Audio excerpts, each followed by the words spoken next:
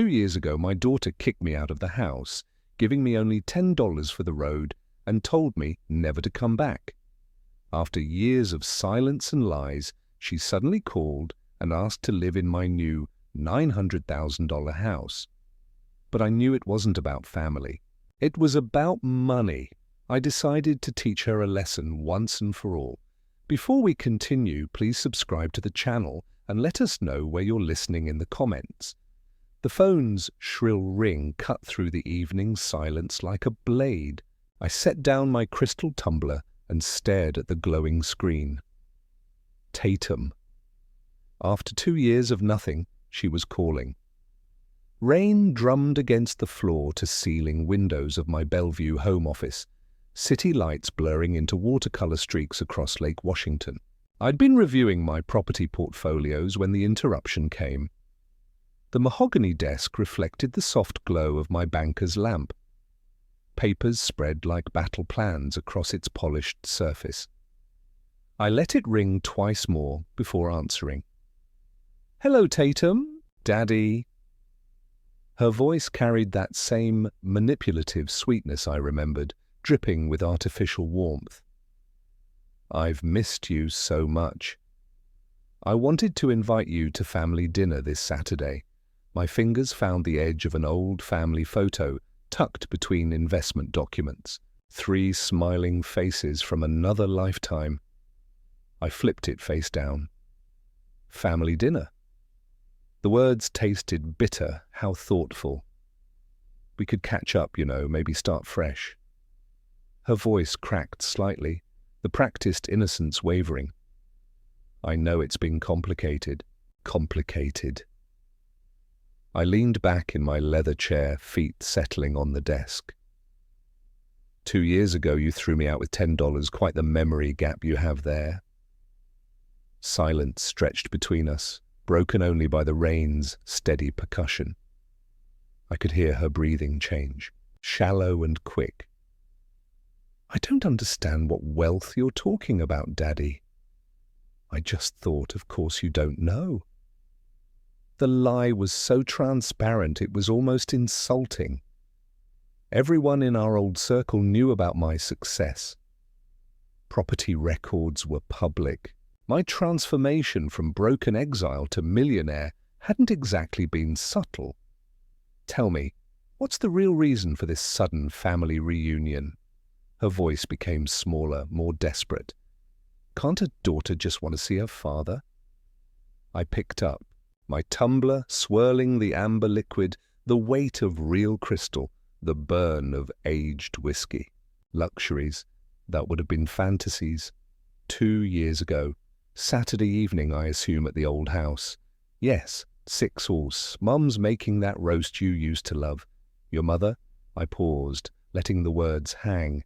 Still playing house with Grady, I presume. They're married now, she said quietly. Congratulations to the happy couple. My voice remained level, controlled, professional. I'll be there. Really?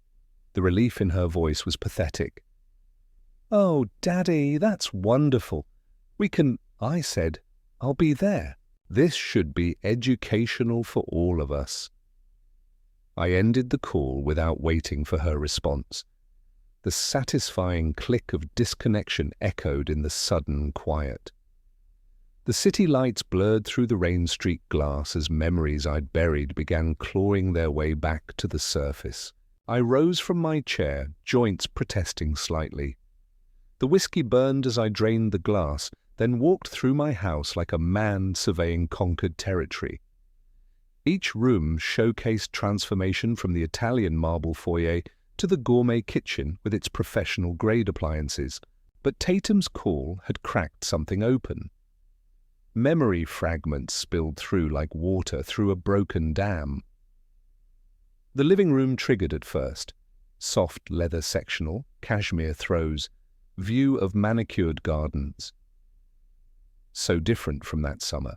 Afternoon in 2023 when I'd walked into our cramped Tacoma house and found my life dismantled.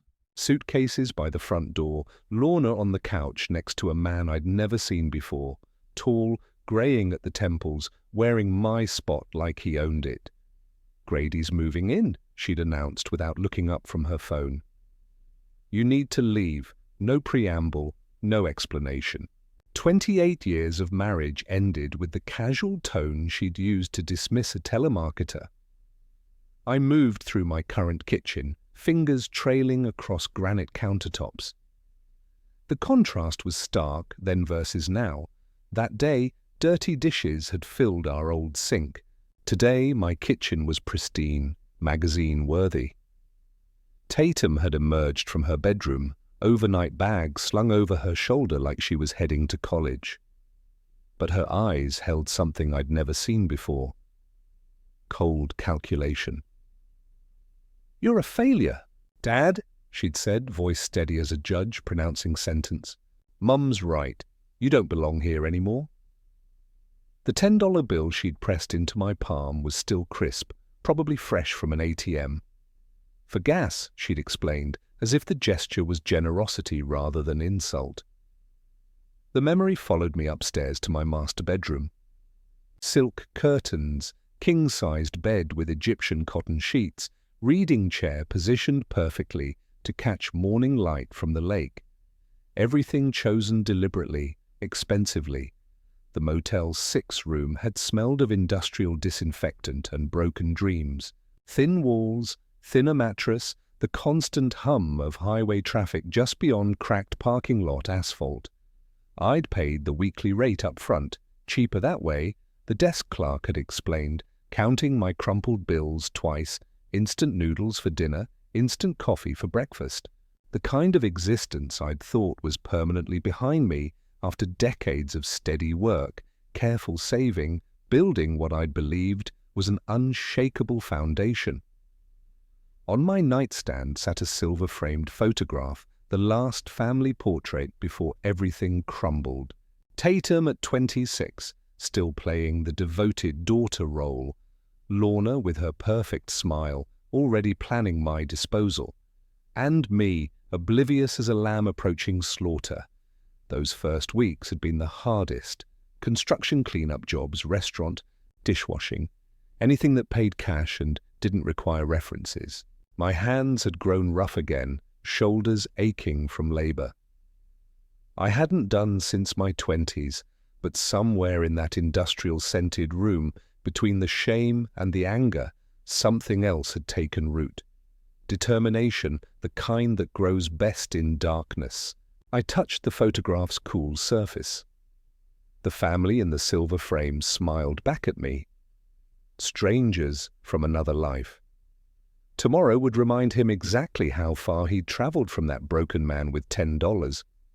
Morning light streamed through my bedroom windows, turning Lake Washington into molten gold. 6:30 a.m. and I was already awake. Old habits from construction days, though now I woke to Italian espresso instead of instant coffee desperation. The kitchen welcomed me with the soft hum of expensive appliances. I ground fresh beans, the rich aroma filling the space like incense in a cathedral of my own making. While the machine worked its magic, I unfolded the Wall Street Journal and reviewed overnight market movements. Strange how routine could mask revolution. 2 years ago, I'd been scanning classified ads for day labor. Now I was calculating dividend yields on a 7-figure portfolio. August 2023, $15,000 from the divorce settlement, my share of what Lorna had deemed worthless assets. The condemned house in Beacon Hill had looked like urban decay made manifest. Broken windows, sagging porch, foundation issues that scared off every other buyer. But I'd seen potential, where others saw problems. My office files held the proof of that first gamble. The purchase contract, framed now like a diploma, showed the sale price, $42,000.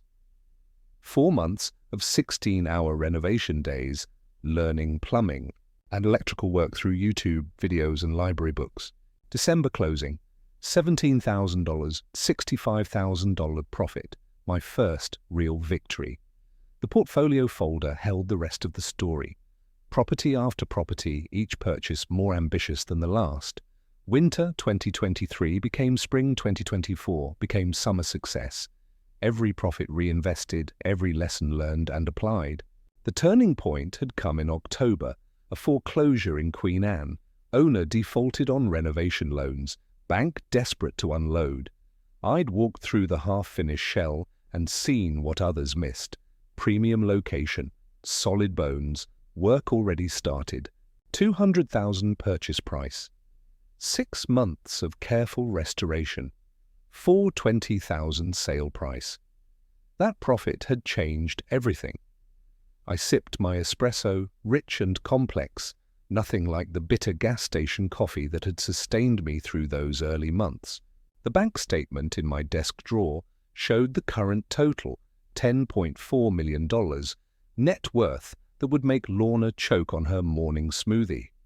My phone showed missed calls from yesterday evening, real estate agents with new opportunities, contractors, bidding on projects, investors wanting partnerships, the kind of problems successful people faced. Every nail I'd driven, every tile I'd laid, every sleepless night spent planning the next move. All of it had led here to this kitchen, this view, this moment of quiet triumph before the storm. The photo collage on my refrigerator told the visual story. Before and after shots of each property, newspaper clippings about neighborhood revitalization, award letters from the Seattle Real Estate Board, evidence of resurrection. Saturday's dinner invitation wasn't random. The drive home took exactly 23 minutes, time enough to process what I'd learned, to appreciate the scope of possibilities now available. They'd handed me every weapon I needed for perfect legal revenge. Back in my office, I spread the evidence across my mahogany desk, like battle plans, customer contact information, documentation of fraud, proof of tax evasion, everything necessary to orchestrate their complete downfall. He closed the thick folder and reached for his phone. Time to start making some very interesting phone calls to very frustrated people. Thursday evening brought the satisfying weight of complete information. Marcus Reed's files covered my mahogany desk like battle plans. Customer complaint lists, medical records, fraud documentation. 2 years of systematic deception laid bare in black and white. I arranged the evidence in neat stacks, savoring the irony. They'd built their house of cards so carefully, never imagining someone might document every lie, every theft, every manipulated tear shed for fake sympathy. Time for the performance of a lifetime. Tatum answered on the first ring, voice tight with barely contained anxiety. Dad, Tatum, sweetheart. I injected just enough excitement to sound authentic. You won't believe what happened. That emergency deal I mentioned came through.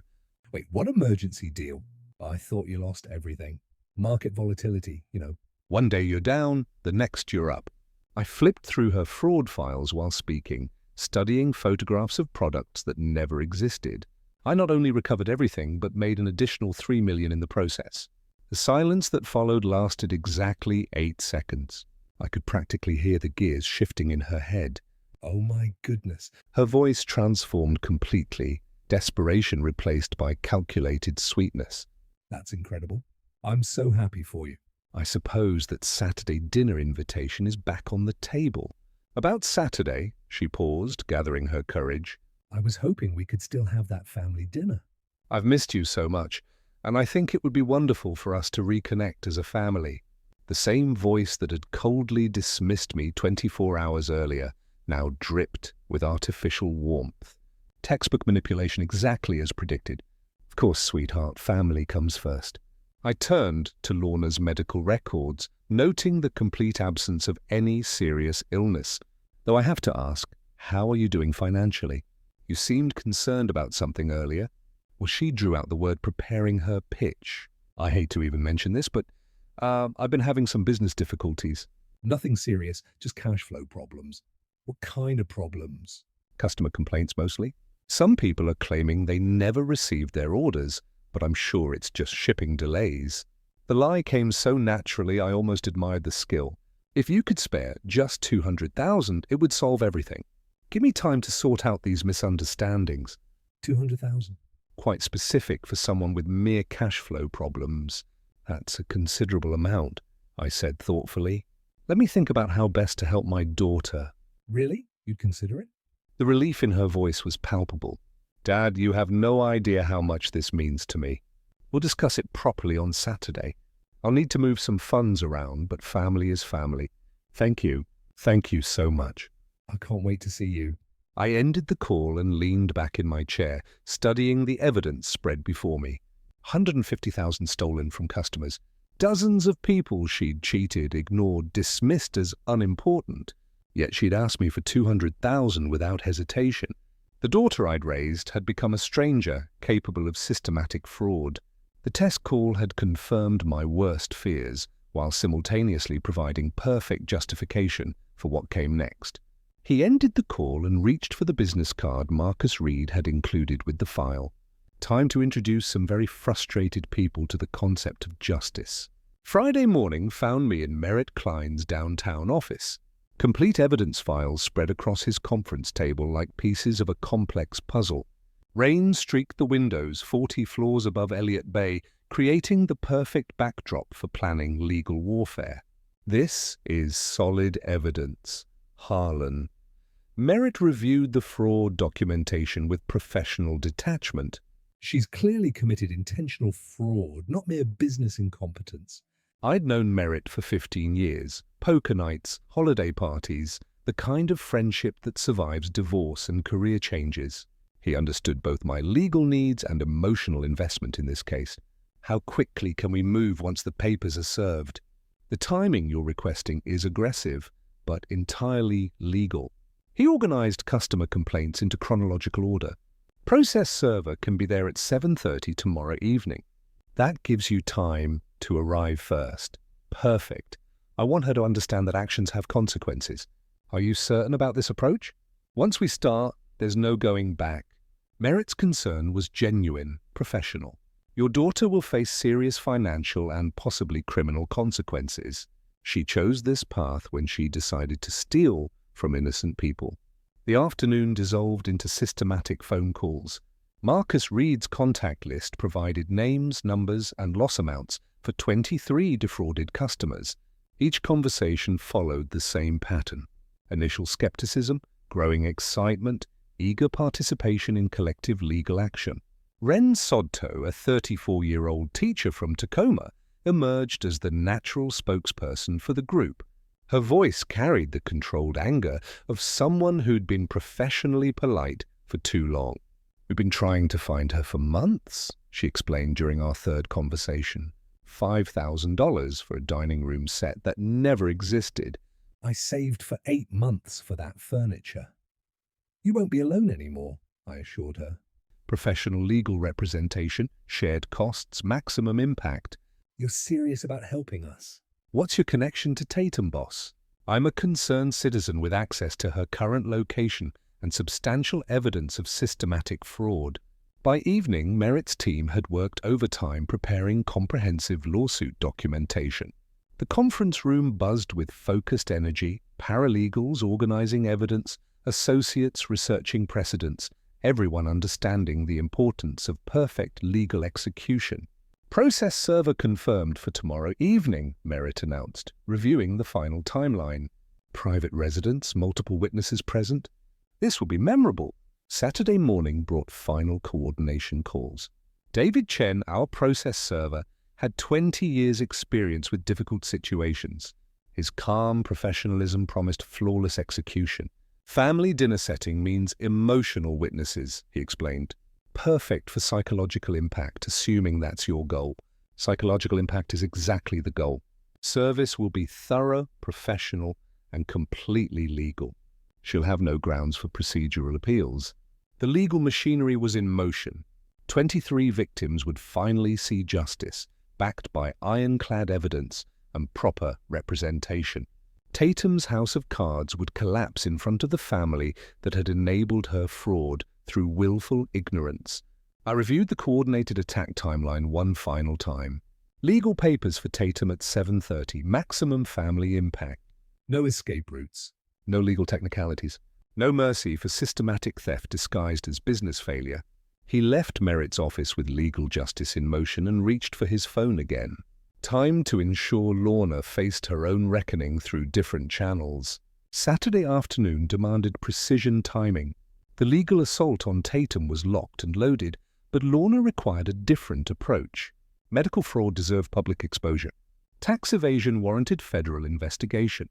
I arranged to meet Jessica Chen at a neutral downtown coffee shop. The Seattle Tribune's investigative reporter specialized in social media fraud. Perfect credentials for dismantling Instagram influencer scams. I have documented evidence of systematic fraud by a major Seattle area Instagram influencer, I began, sliding the manila envelope across the small table. Jessica's professional skepticism was immediate. Anonymous sources require exceptional verification. What kind of fraud? She's collected over $200,000 in donations for a fake medical condition. I watched her expression shift from doubt to sharp interest. The medical records prove she's never had the illness she's been claiming. She opened the envelope carefully, scanning Marcus Reed's documentation with practiced efficiency. Medical records, Instagram analytics, income estimates, everything needed for a devastating expose. These are serious allegations requiring substantial fact-checking. Her voice carried the controlled excitement of a journalist sensing major story potential. Instagram influencer fraud is becoming epidemic, but this level of medical deception is particularly egregious. This isn't revenge journalism, I assured her. This is public service, protecting future victims from sophisticated medical manipulation. If this checks out, we can publish online within hours. The tax implications alone will trigger federal investigation. While Jessica began her verification process, I contacted the IRS tip line. David Park, a Seattle office tax fraud investigator, specialized in social media income tax evasion cases. I'm reporting systematic tax evasion by an individual with substantial unreported social media income, I explained, providing Lorna's details and evidence summary. What's your relationship to the subject? How did you obtain this information? I'm a concerned citizen with access to publicly available information and legitimate financial records obtained through legal investigation. We'll need documented evidence of income sources and tax filing discrepancies.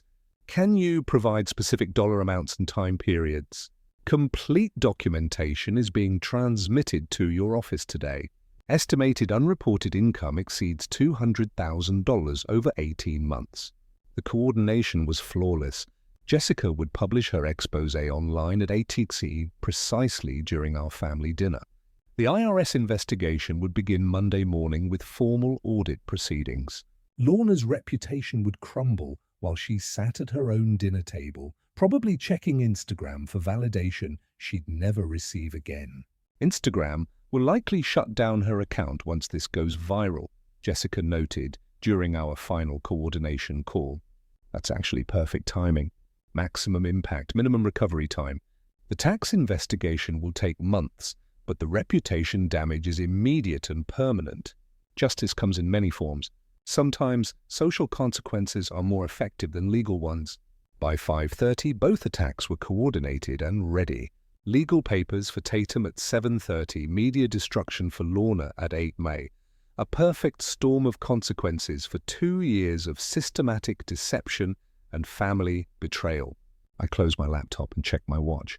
In 2 hours, justice would finally be served alongside dinner. The 45-minute drive to Tacoma gave me time to savor the approaching moment. March evening, traffic flowed smoothly as if the universe itself was coordinating my arrival. I pulled into the familiar driveway at exactly 7, punctuality being crucial for what came next. The house looked smaller than I remembered. Warm light spilled from the dining room windows, creating an illusion of domestic tranquility that would soon shatter like cheap glass. I carried an elegant gift box, empty but perfectly wrapped for psychological effect. Every detail mattered in the performance I was about to deliver. Harlan. Lorna opened the door with theatrical enthusiasm, jewelry glinting from recent donation purchases. You look wonderful. Success really suits you. It's good to be back in this house, I replied, stepping into the foyer where I'd once been handed $10 and my walking papers. Brings back so many memories. The dining room table was set for 4, candles flickering over Lorna's best china. Tatum emerged from the kitchen, nervously smoothing her dress, clearly chosen to project success she didn't possess. Dad. Her embrace felt calculated, practiced.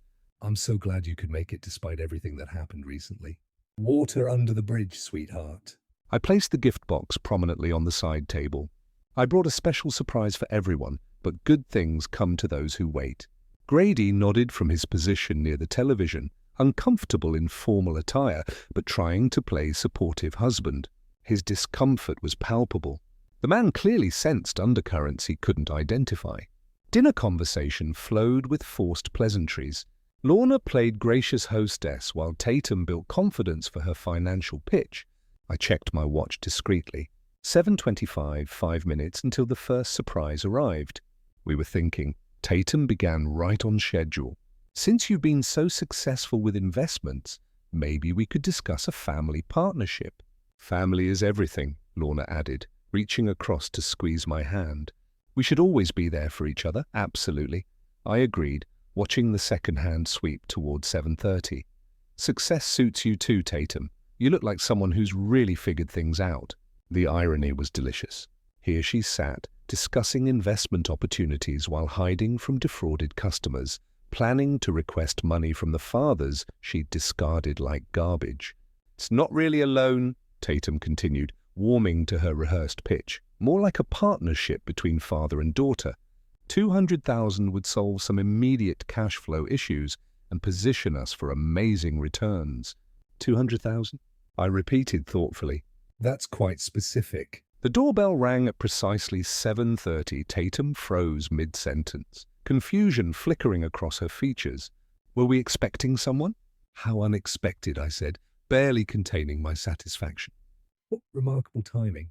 She rose reluctantly, clearly annoyed by the interruption to her carefully planned presentation. Through the dining room doorway, I watched her open the front door to a professional-look man in a business suit.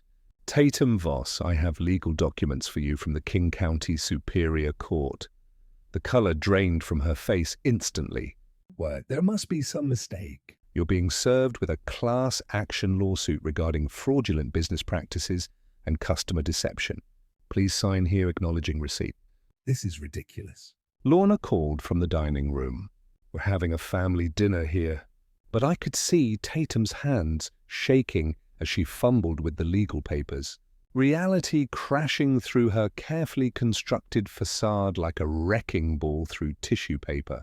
Ma'am, this is regarding the Lux Living Essentials online store and multiple counts of intentional fraud. The process server's professional calm contrasted sharply with the chaos now erupting in what had been a peaceful family gathering. Tatum stumbled back toward the dining room, papers rustling in her trembling fingers. Lorna was already reaching for her phone, confident she could solve anything with the right connections. She had no idea her own reckoning was loading on her screen. With your resources, Harlan, we can hire the best lawyers in Seattle. Lorna's voice carried the confident authority of someone accustomed to manipulating her way out of problems. This is just a misunderstanding that money can solve. I remained seated, watching the scene unfold with the satisfaction of a conductor directing a symphony. Tatum clutched the legal documents, her face pale as she began comprehending the scope of her troubles. I know an attorney through Instagram who specializes in these situations, Lorna continued, already scrolling through her phone contacts. A few strategic calls will clear everything up. How many customers are listed here? Tatum's voice cracked as she scanned the lawsuit details. 150,000? I don't have that kind of money. We stick together as family, Lorna declared, still confident in her ability to orchestrate solutions. That's what families do. She opened Instagram to contact her legal connections, but her expression shifted immediately from confidence to confusion. The screen was flooded with notifications, thousands of angry comments and messages appearing faster than she could process them. What? Why are there thousands of comments calling me a fraud? Her voice grew smaller with each word, as she scrolled through the digital avalanche. Someone posted an article. Local influencers' fake illness exposed. I checked my watch. 8:05, Jessica Chen's article had published exactly on schedule. They have my medical records. Lorna's panic was building as she read her phone screen. How is that possible? These people are saying I stole money from cancer patients. Grady moved closer, reading over her shoulder. Lorna, what illness? What are these people talking about? It's lies, all lies. But her voice lacked conviction as she frantically tried to delete comments that appeared faster than she could remove them. Harlan, you have to help us. Use your money to make this go away. Make it go away? I finally spoke, my voice calm as a lake surface. Justice doesn't disappear because you're uncomfortable with it. Tatum looked up from her legal papers, finally grasping the coordination. Dad, did you know about this? I find it fascinating how quickly family loyalty appears when legal consequences arrive. I stood slowly, straightening my jacket. The timing is remarkable, isn't it? First your legal troubles, now this article about your mother's medical fraud. Medical fraud. Grady's voice carried genuine shock as pieces fell into place. Lorna, you've been lying about being sick. Her Instagram account was imploding in real time. Screenshots of the Seattle Tribune article spread across multiple platforms, amplifying the scandal exponentially.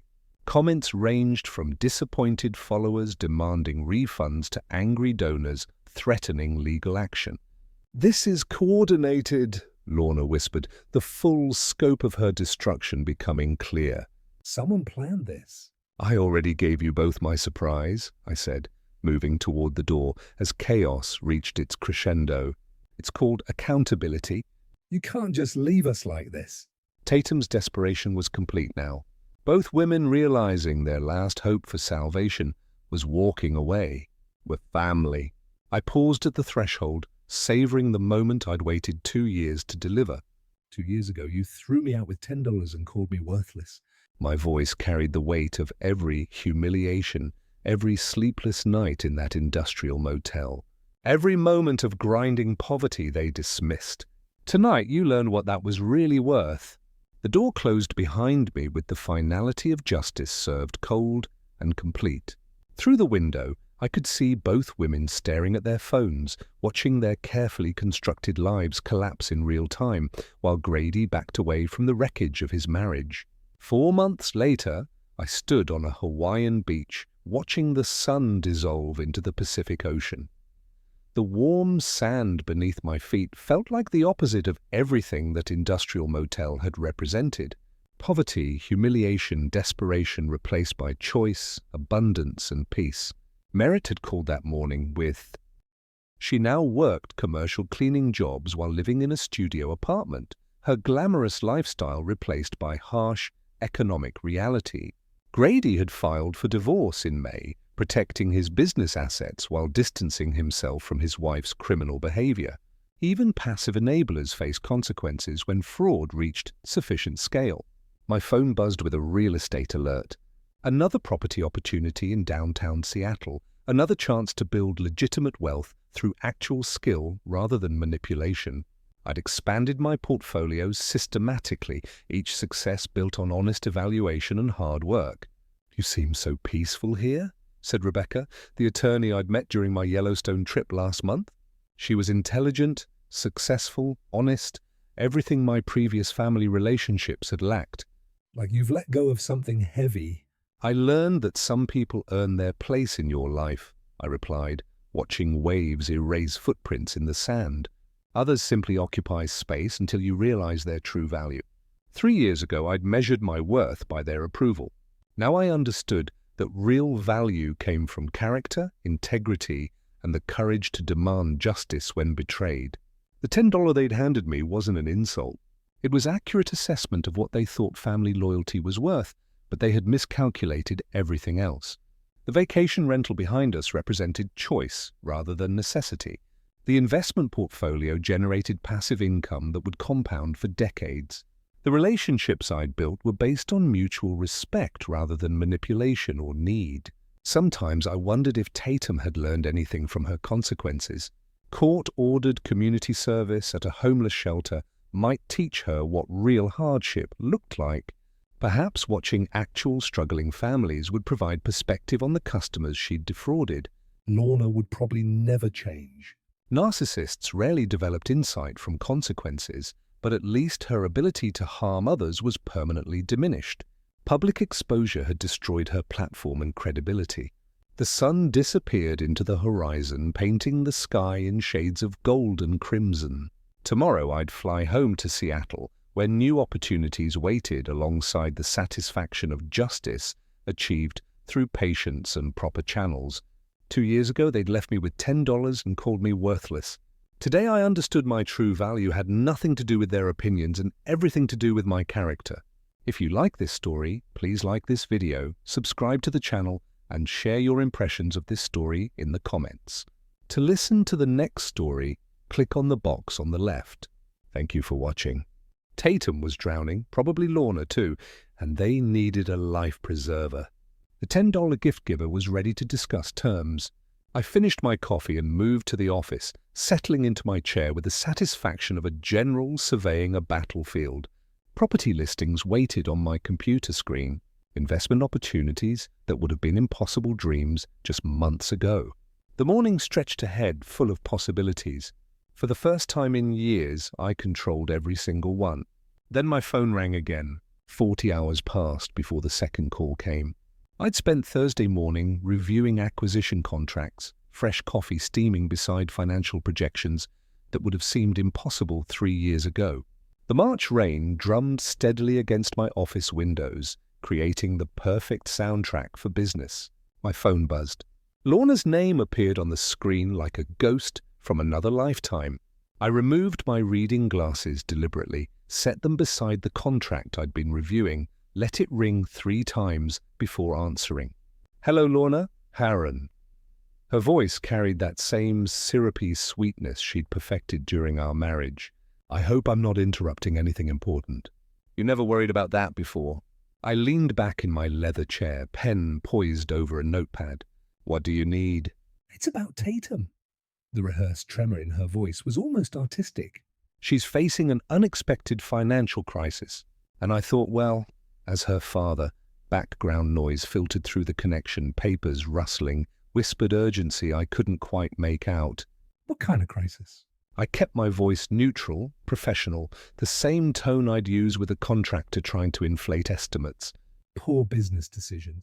"The creditors are threatening legal action." Her breathing quickened slightly. I wouldn't ask if it wasn't an emergency.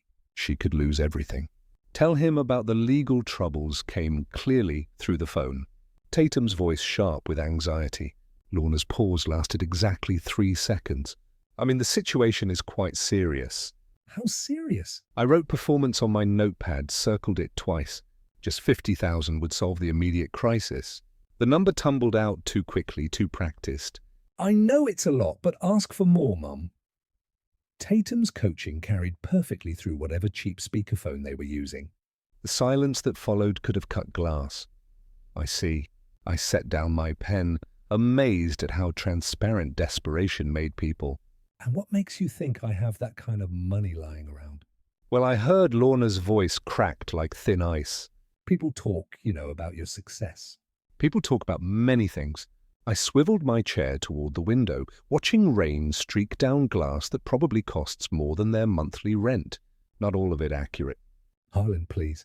"She's your daughter." My daughter threw me out with $10 and called me a failure. The words came out calm, measured, factual. Now she needs 50,000 from a failure. That was different.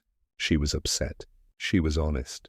I picked up my coffee cup, savored the rich warmth. Brutally, refreshingly honest. "But you're her father. Family means not 1 cent. The finality in my voice surprised even me. "Ever? You can't be serious." I ended the call mid-sentence and set the phone aside. The rain continued its steady percussion against my windows, washing the city clean while leaving the important things untouched. Exactly what I'd expected, exactly what I'd hoped. I sat back in my chair for exactly 30 seconds, then reached for my personal cell phone. Time for a little test of my own.